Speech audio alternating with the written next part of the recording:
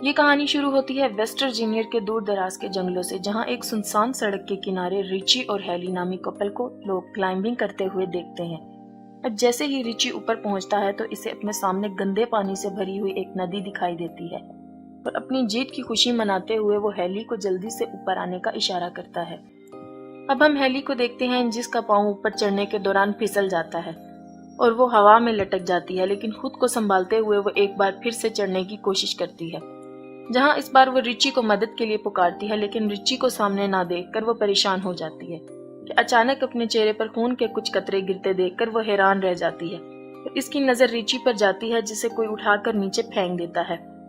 अब इससे पहले वो कुछ समझ पाती, कोई उसे जोरों से ऊपर खींचना शुरू कर देता है, लेकिन वो जल्दी से अपनी रस्सी को काटते हुए खुद को संभालती है, पर वो संभल नहीं पाती और नीचे गिर जाती है, जहां उसकी नजर रिची की लाश पर पड़ जाती है, जिसे देखकर वो रो पड़ती है। अब उसी दौरान इसे पहाड़ी से कुछ अजीबोगरीब आवाजें सुनाई देती हैं, जिसे सुनकर वो अपनी जान बचाने के लिए अपनी गाड़ी की तरफ भागती है, लेकिन तभी अचानक उसका पाँव एक नुकीली तार में फंस जाता है और वो गिर जाती है और वो कातिल इसे खींचकर अपने साथ ले जाता है।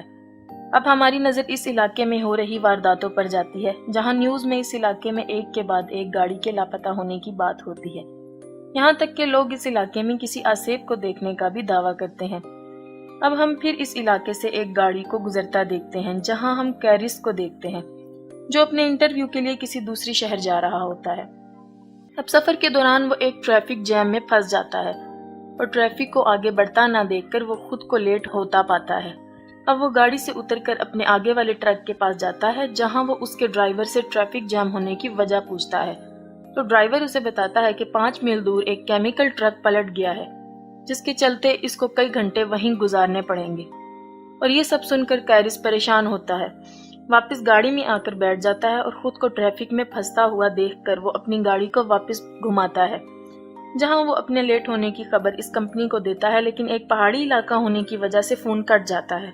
अब फोन की तलाश में इसकी नजर एक गैस स्टेशन के बोर्ड पर पड़ती है और वो अपनी गाड़ी वहां ले जाता है। अब रास्ते में उसे एक के बाद एक लावारिस गाड़ियां नजर आती हैं और इनके दरमियान से गुजरते हुए वो गैस स्टेशन तक पहुंचता है, जहां उसकी नजर स्टेशन के मालिक पर पड़ती है, जो किसी बीमारी में मुब्तला लगता है। अब वो गाड़ी से उतरकर कंपनी वालों को इत्तला करने की कोशिश करता है, लेकिन फूड डेड होने की वजह से वो राब्ता नहीं कर पाता।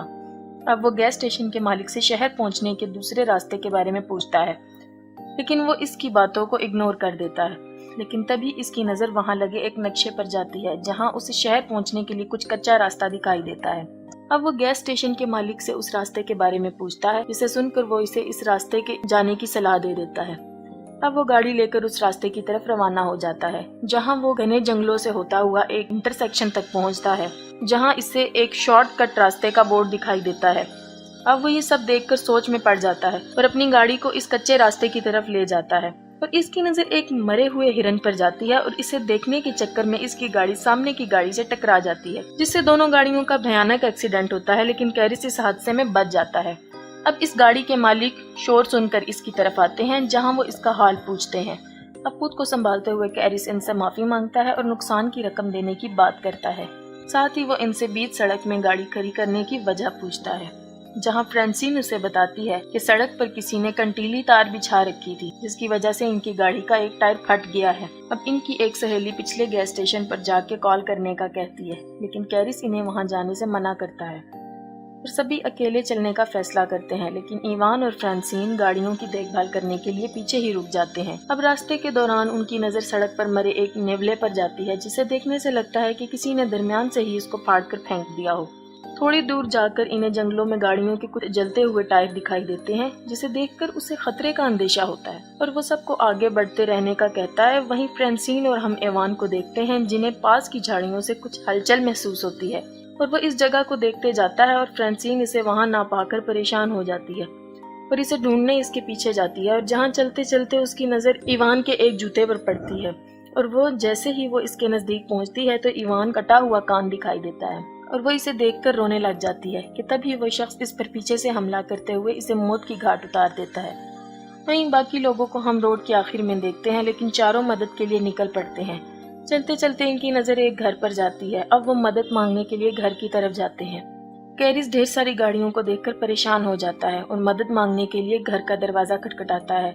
जल्द ही इनको पता चलता है कि इस घर में कोई नहीं है। अब वो सब कॉल करने के लिए घर के अंदर आते हैं, जहां इनकी नजर खाने के टेबल पर जाती है, जिसे देखकर लगता है कि बरसों से इस घर में सफाई नहीं हुई। और दूसरी तरफ चश्मे और गाड़ियों की चाबियां मिलती हैं। अब जैसे ही वो फ्रिज को खोलता है, इसके होश उड़ जाते हैं। हम फ्रिज में ढेर सारे इंसानी अज़ा को देखते हैं और जैसी को भी एक कमरे में वही कंटीली तार दिखाई देती है जिसने इसकी गाड़ी का एक टायर को फाड़ा था। अब ये सब देखकर चारों वहां से भागने लगते हैं कि तभी कैरिस की नजर खिड़की से बाहर जाती है, जहां इसे एक गाड़ी इनकी गाड़ियों के साथ वहां आते हुए दिखाई देती है। अब चारों घर के पिछले दरवाजे की तरफ भागते हैं, लेकिन दरवाजा बंद होने की वजह से चारों बहुत खौफजदा हो जाते हैं। वहीं दूसरी तरफ हम इस कातिल को अंदर आते देखते हैं। वो अंदर आकर फ्रांसीन की लाश को जमीन पर फेंकता है और हमारी नजर वहां कैरिस और जेसी पर जाती है, जो इसकी लाश को देखकर सकते में आ जाते हैं। और वहां हम पहली बार 3 आदमखोरों को देखते हैं, जो फ्रांसीन की लाश को उठाकर टेबल पर रखते हैं और अपने तेज धार औजारों से इसको काटना शुरू कर देते हैं। जहाँ ये खूनी मंजर देखकर जैसी ही कार्ली चिल्लाने लगती है, वैसे ही स्कॉट इसके मुंह पर हाथ रख देता है। अब कुछ देर बाद वो आदमखोर लाश को खाकर गहरी नींद में सो जाते हैं, जहाँ मौका पाकर सब ही दबे पांव वहां से निकलने की कोशिश करते हैं कि इसी बीच एक आदमखोर की नजर इन पर पड़ती है, जिसे देखकर सब ही घर के पीछे भागना शुरू कर देते हैं। अब ये देखते ही देखते अचानक वो आदमखोर ढूंढते हुए वहां आ जाते हैं और कैरिस इनकी गाड़ियां चुराने का प्लान करता है और चिल्लाते हुए इसका ध्यान अपनी तरफ करने की कोशिश करता है, लेकिन तभी एक आदमखोर इस पर गोली चलाता है और वो जख्मी होकर गिर जाता है।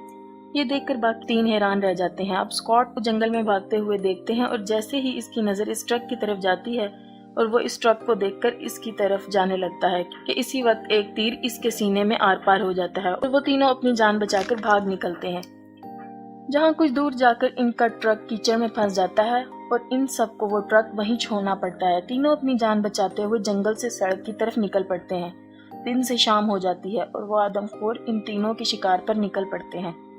दूसरी तरफ वो तीनों थक कर एक जगह आराम करने के लिए रुकते हैं, जहाँ कार्ली इनको ऊपर देखने का इशारा करती है और जैसे ही वो पलट कर देखते हैं, इन्हें अपने सामने एक वॉच टावर दिखाई देता है, जिसे देखकर वो खुश होते हैं और हम इन तीनों को ऊपर चढ़ते हुए देखते हैं और ऊपर किसी को ना पाकर वो उदास हो जाते हैं। जैसी को वहाँ एक फर्स्ट एड बॉक्स मिलता है, जिसकी मदद से वो कैरिस की मरहम पट्टी करती है। दूसरी तरफ कार्ली को एक पुराना रेडियो मिलता है। कार्ली रेडियो ऑन करती है, मदद मांगती है, पर कोई आंसर नहीं आता। कैरिस को नीचे से कुछ आवाजें सुनाई देती हैं और वो देखता है तो इसकी नजर नीचे से गुजर रहे इन तीनों आदमखोरों पर पड़ती है और तीनों टावर पर चढ़ते हुए दिखाई देते हैं और इनको ऊपर आता देखकर कैरिस वहां रखे हुए सामान को टावर के एंट्री गेट पर रखना शुरू कर देता है और कुछ देर बाद वो इनको वहां से जाते हुए आता है और कार्ली रेडियो पर अपने लोकेशन बताती है और तभी वो आदमखोर रेडियो की वायर को तोड़ डालते हैं और टावर को आग लगा देते हैं। अब खुद को जलता देखकर कार्ली अपनी जान बचाने के लिए वहां रखे एक बक्से की मदद से टावर की खिड़की को तोड़ डालती है और कैरिस की नजर टावर के नीचे दरख्तों पर जाती है और तीनों अपनी जान बचाने के लिए दरख्तों पर कूदते नजर आते हैं, जिन्हें नीचे खड़े आदमखोर देख लेते हैं और तीनों को पकड़ने के लिए दरख्तों पर चढ़ना शुरू कर देते हैं और इनको आता देखकर वो तीनों एक दरख्त से दूसरे दरख्त पर जाते दिखाई देते हैं, जहाँ एक दरख्त को पार करने के दौरान एक आदमखोर कार्ली के नजदीक पहुंच जाता है और मौका पाकर अपनी कुल्हाड़ी से इसके चेहरे पर वार करते हुए इसके 2 टुकड़े कर डालता है। अब कैरिस खुद को संभालते हुए उठता है और तभी उसे अपने पीछे एक गाड़ी का शोर सुनाई देता है और इसे एक पुलिस की जीप दिखाई देती है और वो भागते हुए इस गाड़ी को रोकता है। जैसे ही पुलिस वाला इसकी मदद के लिए आगे बढ़ता है, उसी वक्त एक तीर इसकी आंख के आर पार हो जाता है।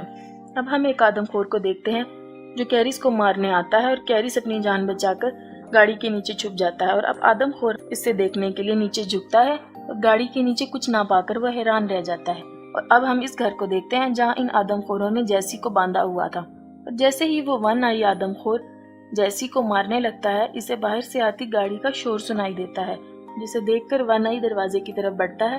कैरिस गाड़ी लेकर इस पर हमला करते हुए कुचल डालता है और गाड़ी से उतरते ही वो आखिरी बचे हुए वाहन को एक नोकीली तीर से हमला करते हुए इसे भी मार डालता है। कैरिस जैसी को बचाते हुए इसे खोलने लग जाता है और इसी बीच एक आदमखोर इस पर फिर से हमला कर देता है। अब कैरिस को मरता देखकर जैसी पास रखे एक तीर की मदद से इसे मार डालती है।